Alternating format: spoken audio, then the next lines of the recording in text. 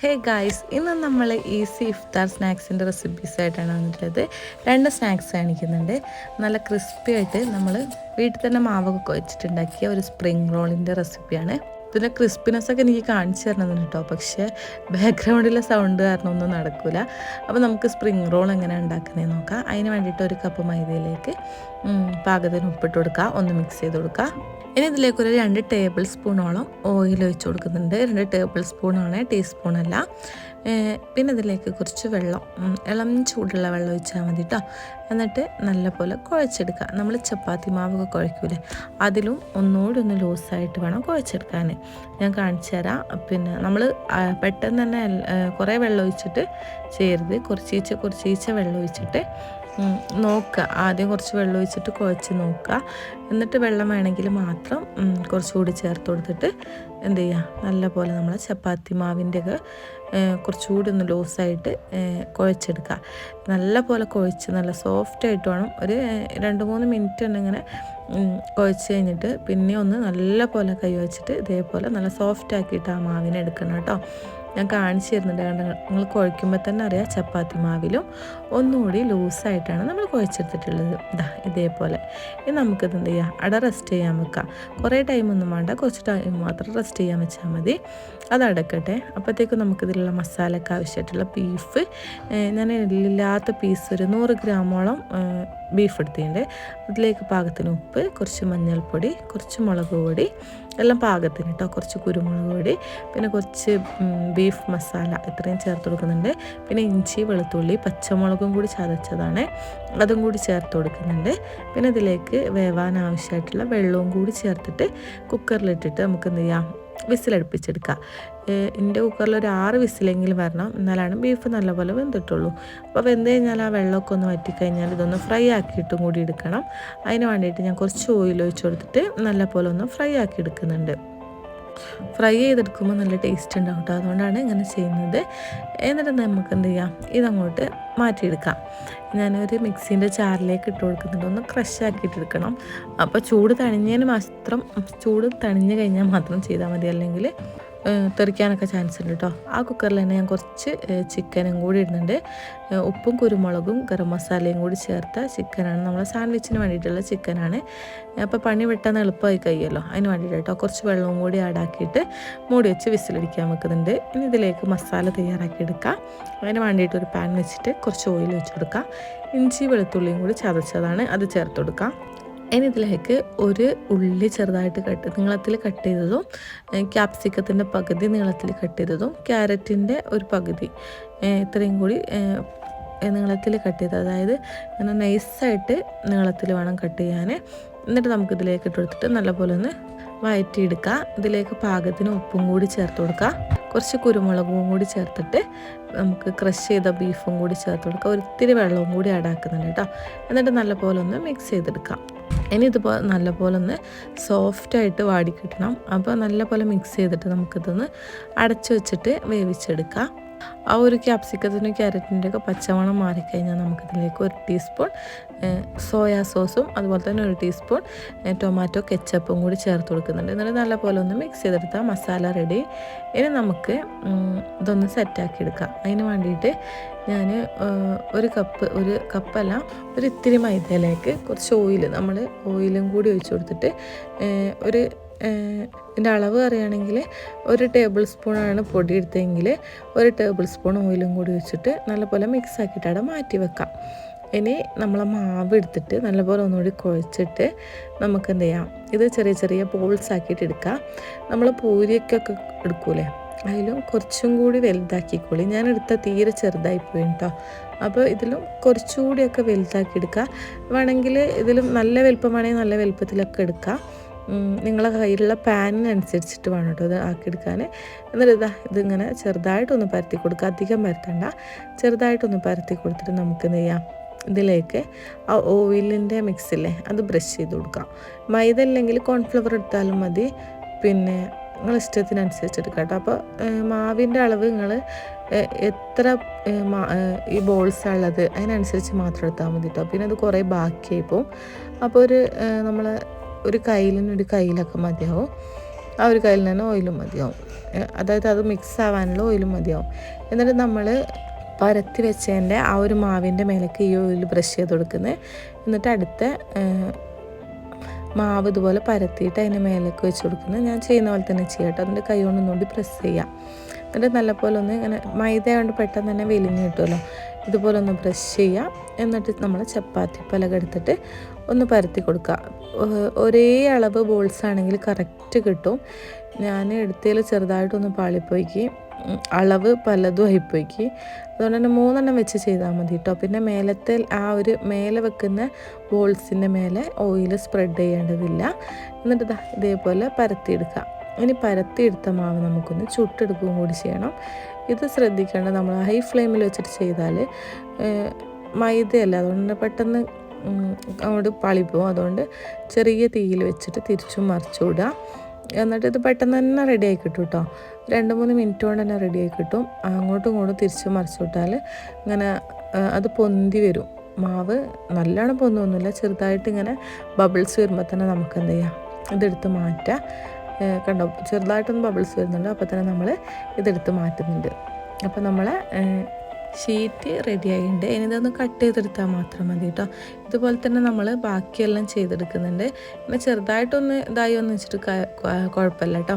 അപ്പോൾ ഇതാ നമ്മൾ ഇനി ഇത് ചൂട് തണിഞ്ഞതിന് ശേഷം ഇങ്ങനെ പൊളിച്ചെടുക്കുക കേട്ടോ.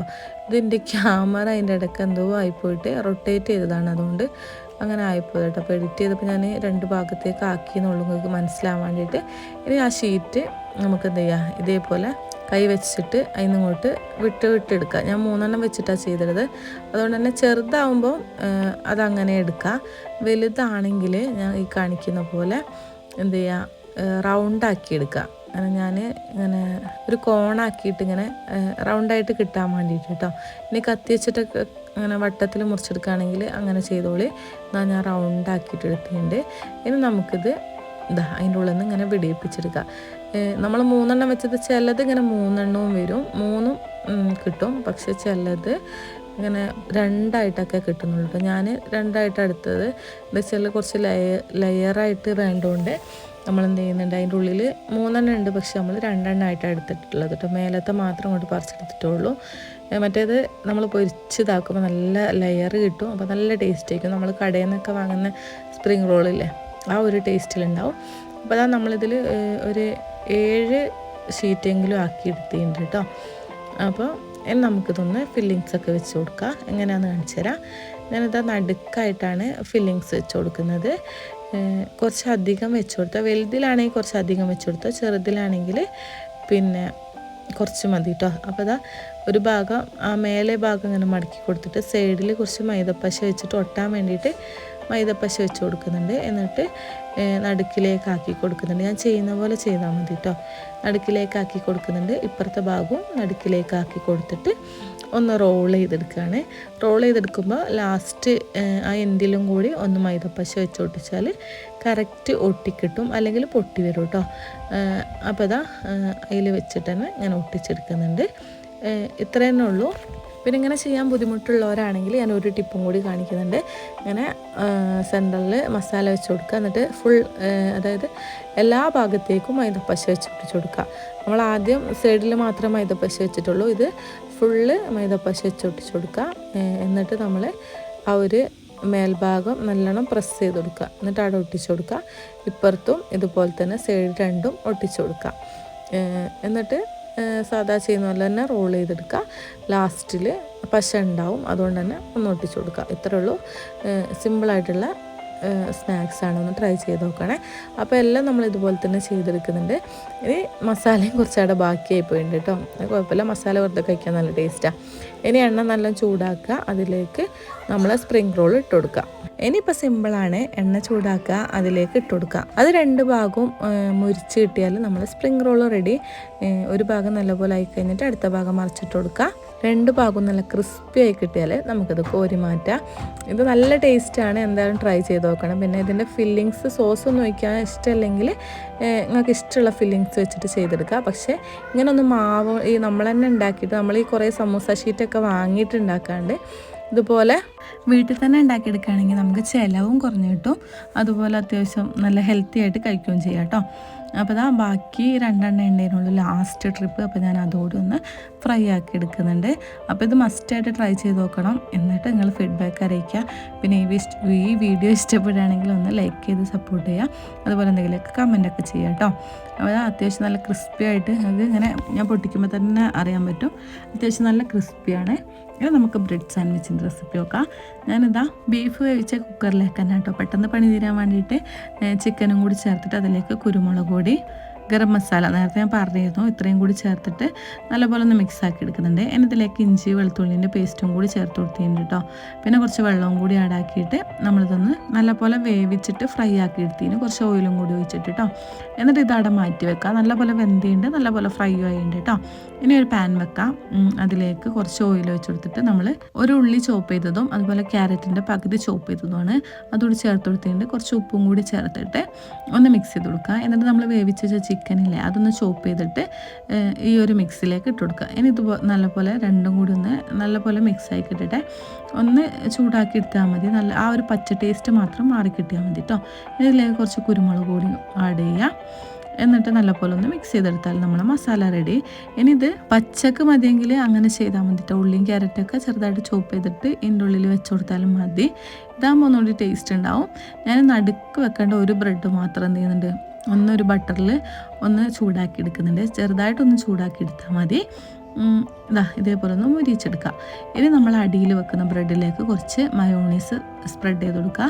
ഇത് നമ്മൾ വെജിറ്റബിൾ മയോണീസാണ്. ഇതിൻ്റെ റെസിപ്പി ഞാൻ നേരത്തെ തന്നെ ചെയ്തിട്ടുണ്ട്, ഉരുളക്കിഴങ്ങ് വെച്ചിട്ട് ചെയ്തെടുക്കുന്ന മയോണീസിൻ്റെ റെസിപ്പി. ഇതിലേക്ക് കുറച്ച് കെച്ചപ്പും കൂടി ആഡ് ചെയ്യുക. എന്നിട്ട് നല്ലപോലെ ഒന്ന് മിക്സ് ആക്കി എടുക്കാം.